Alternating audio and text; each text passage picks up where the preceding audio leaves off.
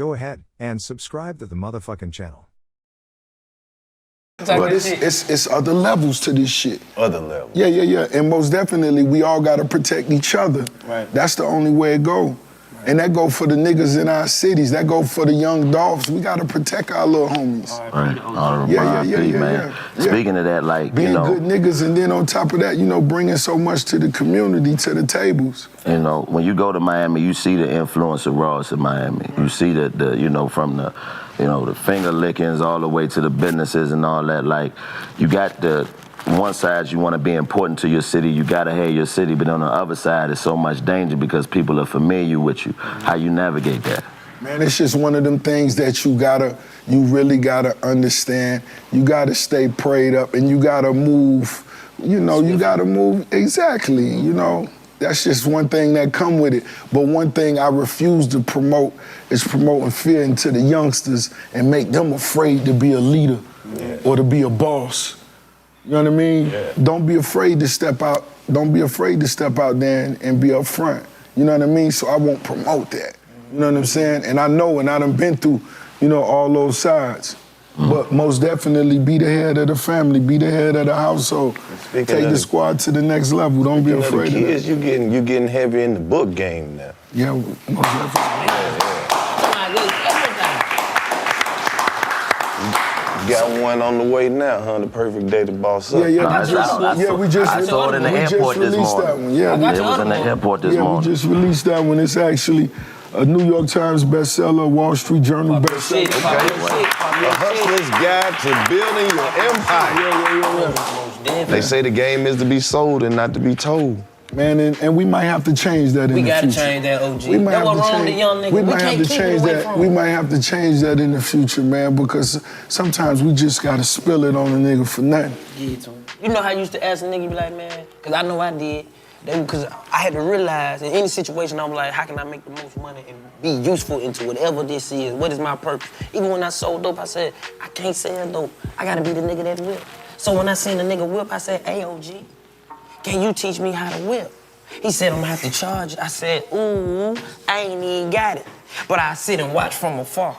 But I knew if I was gonna do this, if I was gonna have to be the boss, I got to be the whipper. I can't be the nigga. DC was outside the window watching niggas whip. I'm straight. Y'all go ahead and do y'all thing. Don't even worry about me. I'm like, I seen him. He hit it to the right 2 times. God damn it, I done fucked my dope up. Shit. I got soft now. Shit.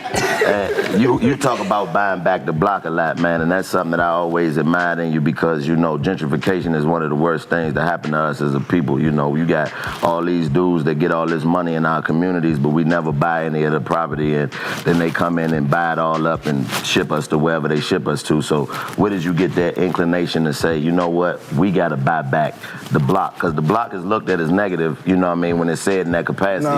Nah, because real estate, I ain't never lost with real estate. Anytime you looking for something to buy, and if you can afford it, buy you some real estate. I ain't never lost. I'm talking about everywhere we came up at. I know where the houses used to be, goddamn 60,000 for a 3-2. Them motherfuckers 300,000 right now. No cap. I'm telling you facts. Oh, I believe it. You know what I'm saying? I'm telling you right now. So do you where Overtown was at in Miami, that shit is Wynwood now. That's where Art Basel was at. That shit used to be $60 a month rent. So do you just hold it? Oh man, you try your best.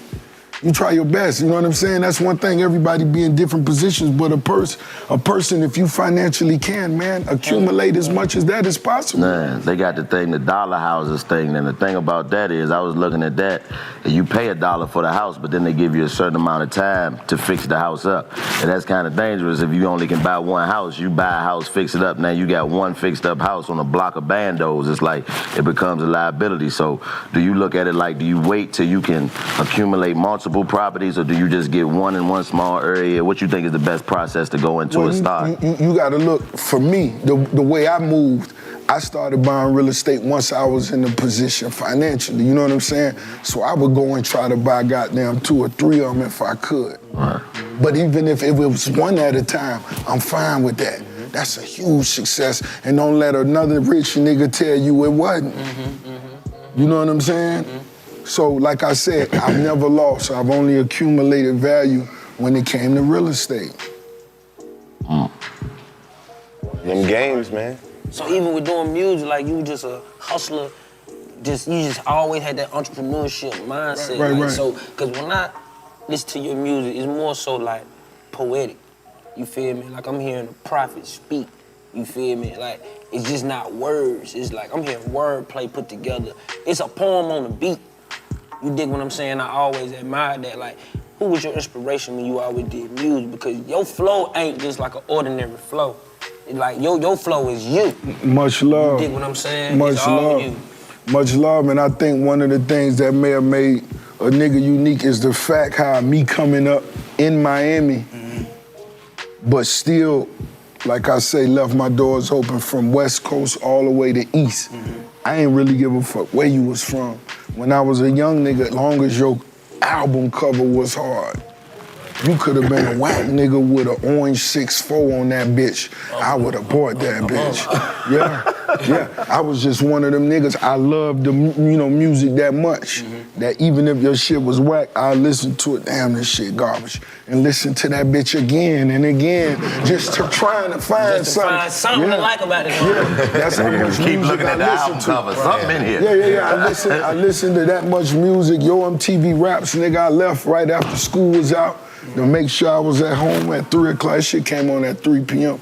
in Miami. We got out at 2:30, nigga. Out of there. Yeah, I was there. I had to see what niggas was, what was going on. So you really have a main rapper that you be like, this motherfucker is ill. Man, you gotta understand, I was like that with every nigga. From the very first niggas I heard to the very first time I ever heard Too Short, Right. Ice Cube, Eric B. and Rakim, it ain't matter. To EPMD, to, everything. Everybody. It ain't even matter. If it touch me, it touch my ear, I'm on it. You already know if that shit came on right now, nigga, I could tell you the album cover. It's just one of them situations. But your music got so much more influence in it. It's melodic. So what other type of music did you That's listen the to? R&B side. Yeah, that's what I That's mean, my like- mama coming up from Mississippi side, listening to about it. Johnny Taylor. Come on. That's that Curtis Mayfield. That's growing up listening to that. The first shit I ever wrote to was one of her Rebe Jackson Centipede instrumental cassettes. Centipede. I was a young nigga. I got my hands on that. Took that in the room. Going crazy. Wrote the Centipede, right? You still remember it? Hell no. Young going crazy. Watch the playoff before Rick Ross dip on the ass. Let me use the restroom one time and I'm gonna take this jacket off. Yeah, gang, Yeah, let's do it. Yeah, you can't. Man, You stay can't tuned. You can't take your foot off for nothing, nigga. All gas. Oh, I'm talking about for life. About 15 minutes later, and what the fuck? Something came up just last night. My knees be like, you keep trying me, but Filming and do like a pickup or something, or you want to just pick up a beat? Yeah, we good. Oh, yeah. what happened? You tired? You had to do something came up. Yeah, the dip. That's how you dip. Hell no, that's funny here. Now you see him, now you don't.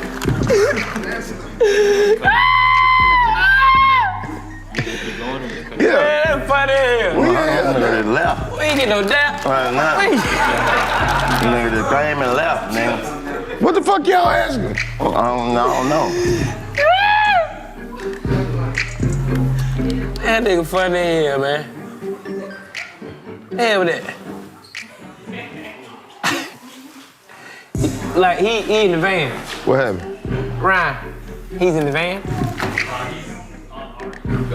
Oh, he already done pulled off. Unfortunately, sorry. It was like a rush thing. He has to go to the airport and management. They have to know about here. It was unexpected. For real. Why the hell you just ain't say that? They good. I just found out. I'm sorry. That nigga the Phantom of the Opera, man.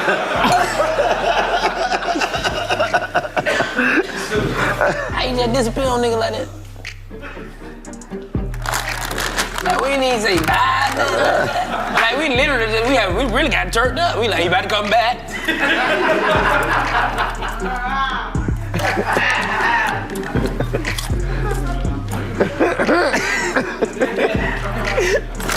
Me and myself was a sign. He ain't coming Snap back. out of it. What the hell? Well, you know what? I gonna bring that shit up next time we speak. When I see him. Man, why the fuck you just leave like that? Why the fuck you say bye, man? Nigga, like, you say bye. I did. I saw him walk out. I thought he got more than some fresh air. I didn't know he wasn't coming back. Nigga wasn't coming back. I didn't know he wasn't coming back. I'm like, okay, baby, it's hot. I went to the bathroom and changed his mind about all this shit. He was like, you know what? Fuck these niggas. I'm like, it's hot. Shit happened. God damn. I'll tell you one thing. From now on, that's how the fuck I'm leaving.